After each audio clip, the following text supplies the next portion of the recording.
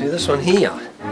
Well, of course I cultivate shabbiness. That's my look. I've kind of a cultivated shabbiness. But this one here, I think is pushing the envelope a little bit. So I moved up a step into this one here. Here's some stuff I just got off the dump this week. Now look at this bicycle. Example for the kids, huh? The grandchildren are very small. And imagine what fun they'll have cracking their skulls open riding on this bicycle. Neighbor Humble is the real deal. He's a traditional Yankee, born and raised in a rural Maine town. When I was a boy, I was related to everybody here. Everybody in all these houses were relations. So even today, these people here are relations. These people down here are relations. These people here are relations. Those people up there, that's my wicked stepmother, as a matter of fact, lives in that house.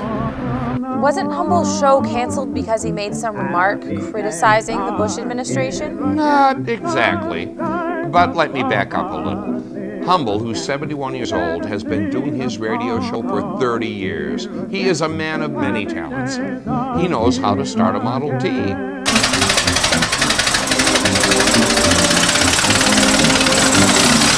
He speaks a half-dozen languages. Here's my flashcards. My German, my Spanish, my French, my Italian. I work my Italian flashcards every night. He plays piano. And I play songs for the kids. Moose and bear, live in the woods. See the moose and bear. He's known for his dry wit, deep knowledge of jazz music, and social commentary. Wearing a necktie is an awful bother, but I have to do it because my father came to this country from Sweden to break up rocks with a hammer. He was a paving cutter. I'm the first generation that went to college. And I have to wear this necktie to indicate that I have spent 9 years going to college. If my father had been a doctor or a lawyer and come from the upper classes, I'd be able to dress like you. You know, I could just take my necktie off, like that. I could walk around and have my shirt unbuttoned like that. I feel quite naked walking around like that. Back in August of 2006, Humble read an entry from the Encyclopedia Britannica on his show, explaining the rise of fascism in Italy.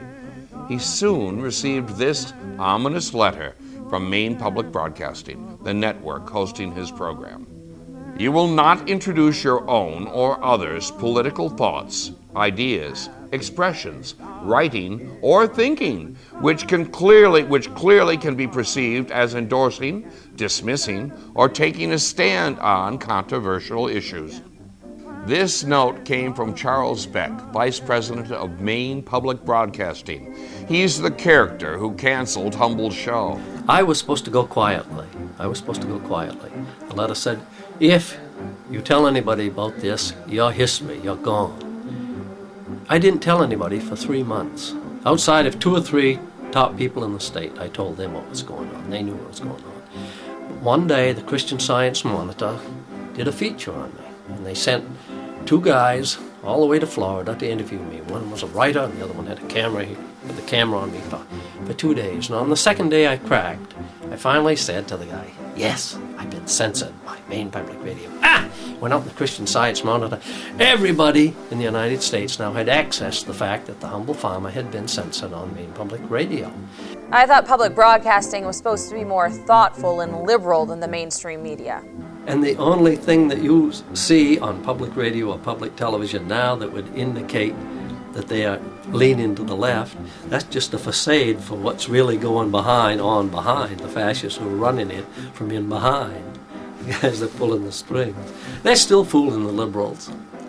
Some liberals still think, we must support public radio. It's the only voice we have. They don't realize it's gone. It's gone. What happened? Public radio doesn't need money, that little $35 from you anymore. The corporate guys can write checks, $5,000, $10,000, $100,000. Getting rid of me was the most financially astute move they could have made, because since they get rid of me, corporate interests now see the way they stand, say, wow, now we can support our boys. We see the way they're going.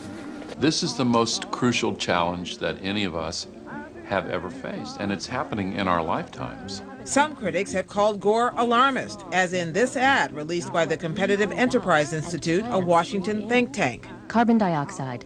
They call it pollution. We call it life. It's ridiculous. Nobody cares as long as people make money.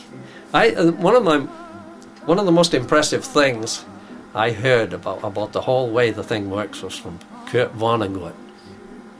Remember, he said that the Vietnam War made billionaires out of millionaires. The Iraq War is making trillionaires out of billionaires. Now in America, that's what we call progress.